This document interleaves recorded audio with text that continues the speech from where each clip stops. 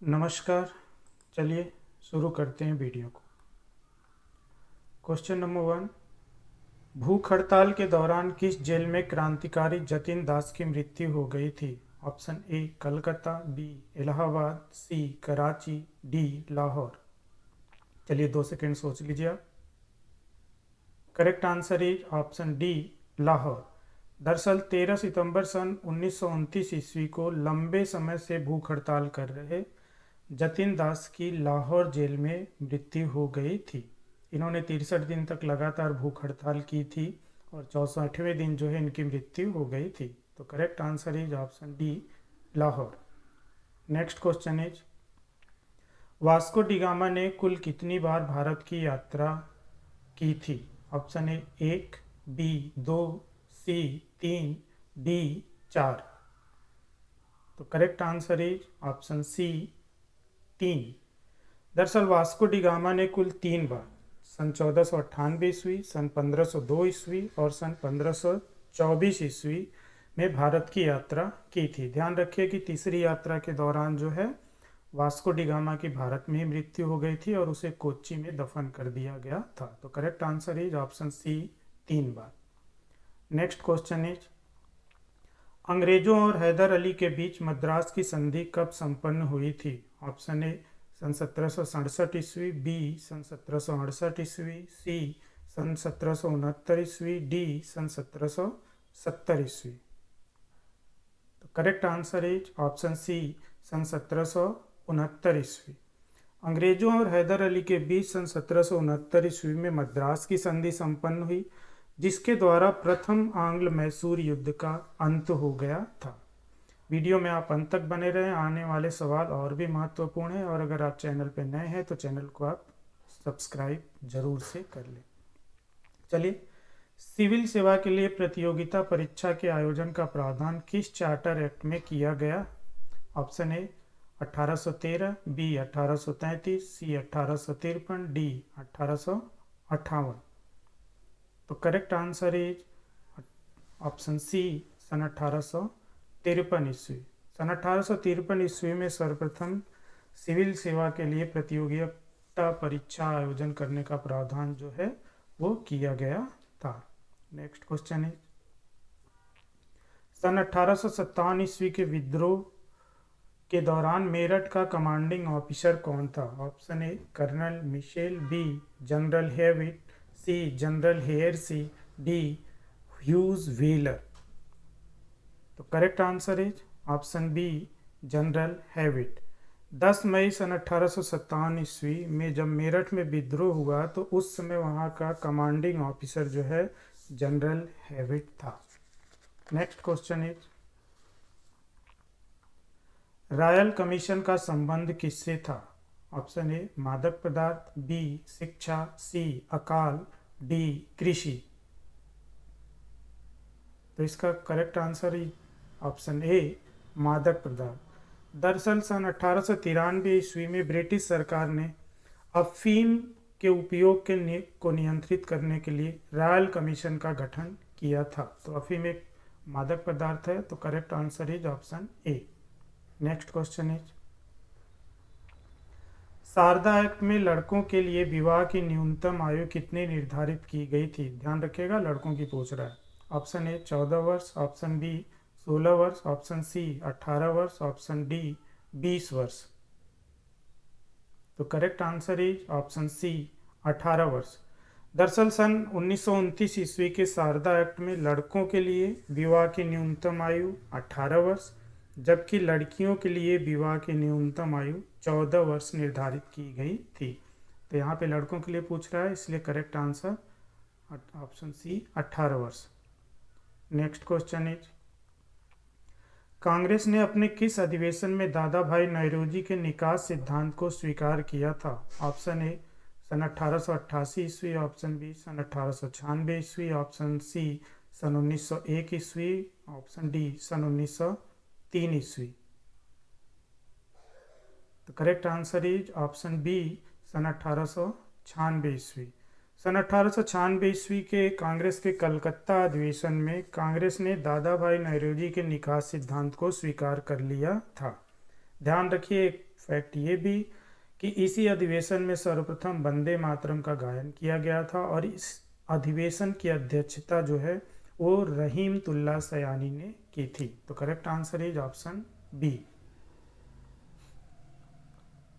Next question, निम्न में से किसने दक्कन सभा की स्थापना की थी? Option A Firoz Shah Mehta, B Anand Charlu, C Bal Gangadhar Tilak, D Gopal Krishna Gokhale. तो correct answer is option D Gopal Krishna Gokhale.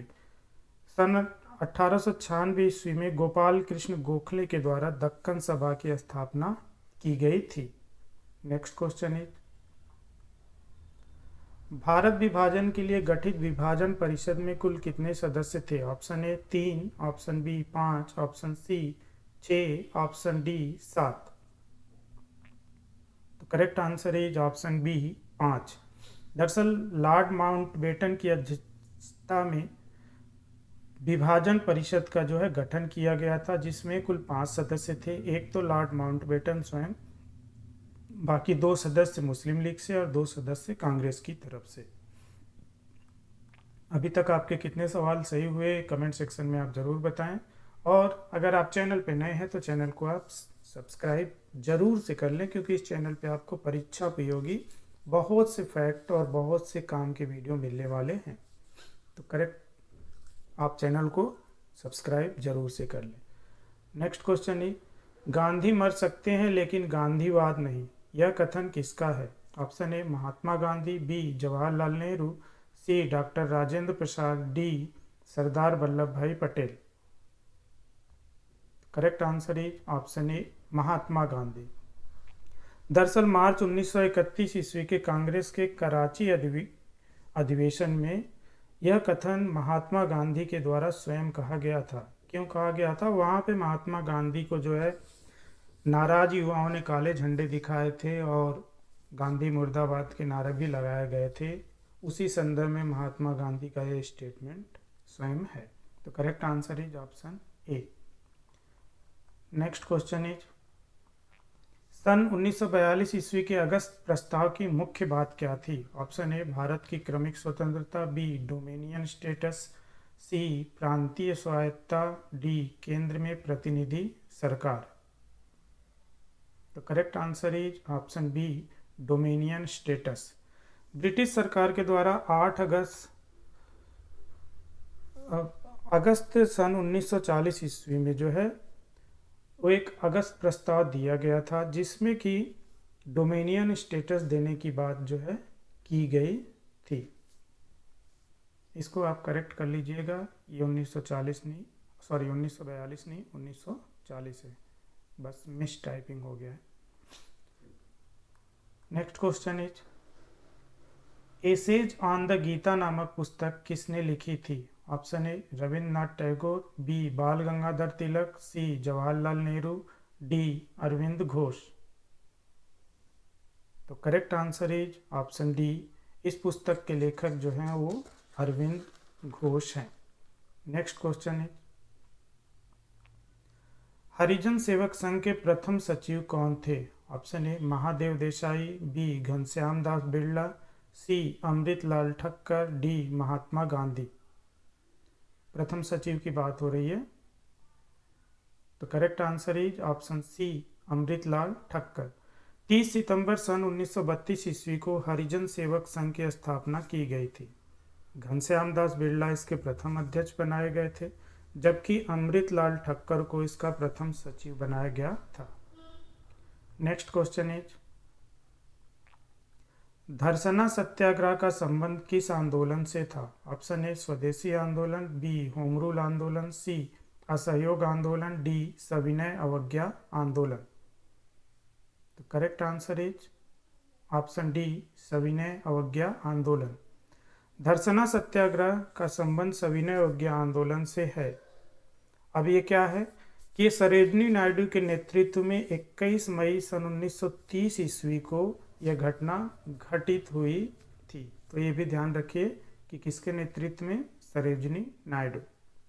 चलिए नेक्स्ट क्वेश्चन है, अखिल भारतीय ट्रेड यूनियन कांग्रेस की स्थापना कहाँ पर की गई थी? ध्यान रखिए, प्लेस पूछ रखा है। A Bombay, B Nagpur, C Lucknow, D Calcutta. Correct answer is option A Bombay. 31 अक्टूबर सन 1920 ईस्वी को एम जोशी ने अखिल भारतीय ट्रेड यूनियन कांग्रेस की स्थापना बम्बई में की थी। नेक्स्ट क्वेश्चन इज सर्कुलर ए आज़ादी परिपत्र की शुरुआत किस देश से की गई थी? Option A America, B Canada, C England, D Germany.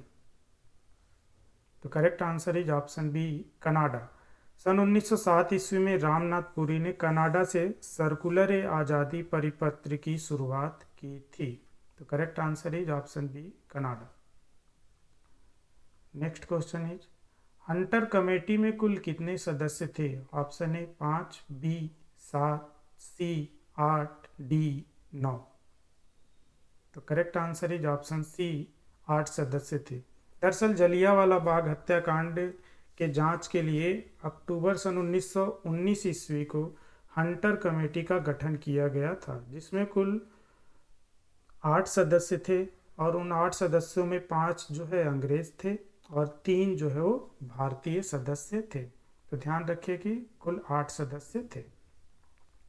Next question is बाल गंगाधर तिलक के होम रूल आंदोलन के अंतर्गत कौन सा क्षेत्र शामिल नहीं था? नहीं की बात हो रही है। ऑप्शन ए कर्नाटक, बी मध्य प्रांत, सी बरार, डी बम्बई। तो correct answer is Bombay. April sun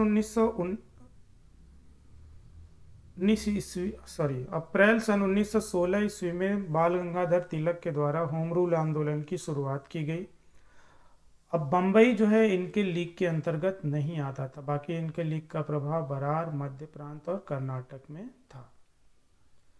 next question is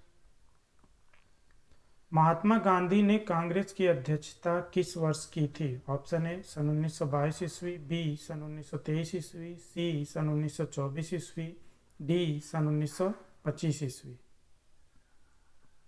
तो correct answer is option C सन 1924 ईस्वी। महात्मा गांधी ने सन 1924 ईस्वी में कांग्रेस के बेलगांव अधिवेशन की अध्यक्षता की थी। नेक्स्ट क्वेश्चन इज बंगाल नगर पालिका अधिनियम किसके समय पारित किया गया था? Option A Lord Curzon, option B Lord Ripon, option C Lord Lytton, option D Lord Canning. तो correct answer is option B Lord Ripon. सन 1884 ईस्वी में लॉर्ड रिपन के समय बंगाल नगर पालिका अधिनियम को पारित किया गया था। Next question is Lord Clive द्वारा आरंभ द्वैध शासन को कब समाप्त किया गया था? ऑप्शन ए सन 1774 ईस्वी, बी सन 1773 ईस्वी, सी सन 1772 ईस्वी, डी सन 1771 ईस्वी।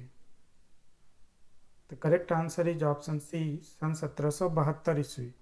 वारेन हेस्टिंग ने सन 1772 ईस्वी में लॉर्ड क्लाइव के द्वारा शुरू की गई द्वैध शासन व्यवस्था को समाप्त कर दिया था। नेक्स्ट क्वेश्चन इज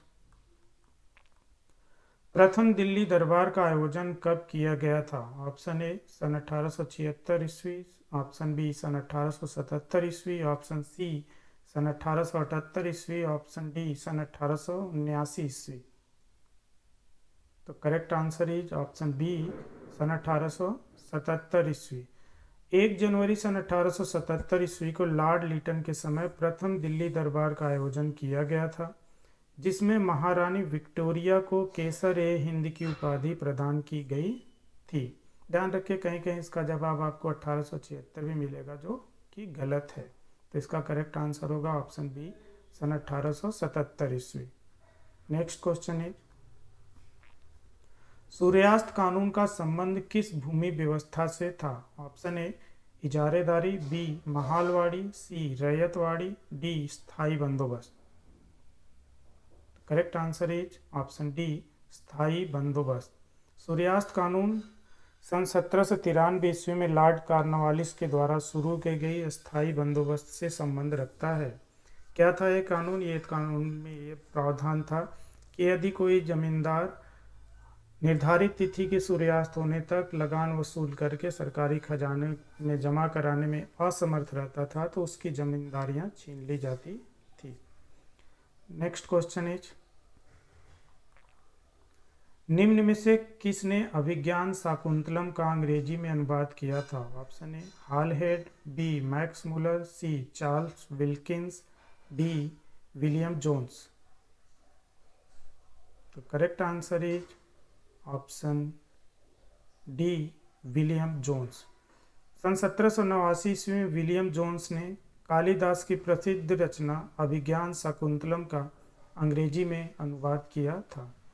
तो आज की वीडियो में फ़िलहाल इतना ही। वीडियो आपको कैसा लगा ये आप कमेंट सेक्शन में ज़रूर बताएं, और अगर आप चैनल पर नए हैं तो चैनल को आप सब्सक्राइब ज़रूर से कर लें। तो मिलते हैं किसी अन्य वीडियो में, तब तक के लिए जय हिंद।